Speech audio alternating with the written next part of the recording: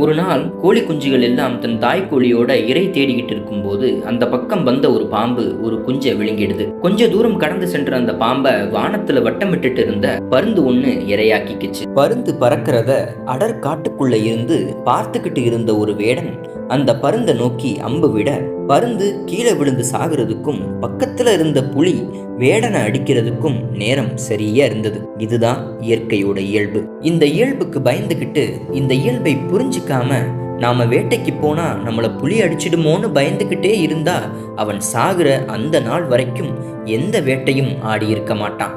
மாறா பசியிலே எப்பயோ செத்திருப்பான். இதே கதையில இத்தனை சம்பவங்களையும் தூரத்துல இருந்து பார்த்துக்கிட்டு இருந்த இன்னொரு வேடன் ஒரு பாடம் கத்துக்கிட்டான். முதல்ல நம்ம இறைக்கு குறி வைக்கிறதுக்கு முன்னாடி நம்ம யாருக்காவது இரையாக போறோமா அப்படின்னு சுத்தி முத்தி பார்த்துட்டு குறி வைக்க ஆரம்பிச்சான். அவ்வளவுதான் வாழ்க்கை பாடம். முயற்சி செய்ய நாம தயங்கிட்டோம்னா நம்ம ஆற்றல் நமக்குள்ளேயே முடங்கி போயிடுது. நம்ம ஆற்றல் என்னன்னு நமக்கே தெரியாமல் போயிடுது. அது நம்மளை படைச்ச இந்த இயற்கைக்கே நாம செய்யற துரோகம் இல்லையா?